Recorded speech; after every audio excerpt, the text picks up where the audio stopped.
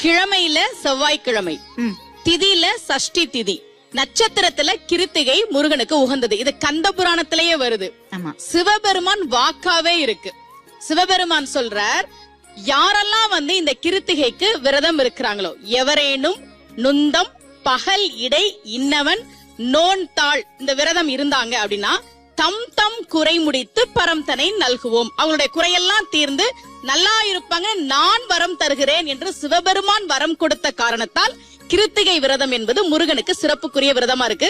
ஒரு வேல் கொடுத்தீங்க, சுடுவது சூடு, ஆமா, சுடுறத சூடுன்னு சொல்லுவோம். ஆமா, படுவது பாடு, நான் என்ன பாடுபடுறேன்றத படுற கஷ்டத்தை சொல்லுவோம். அது மாதிரி வெல்வதுதான் வேல் என்று மாறியது. சபாஷ். சோ வெற்றியவே கையில கொடுத்திருக்காரு அவரு. ஆமா, சபாஷ். தேங்க்யூ.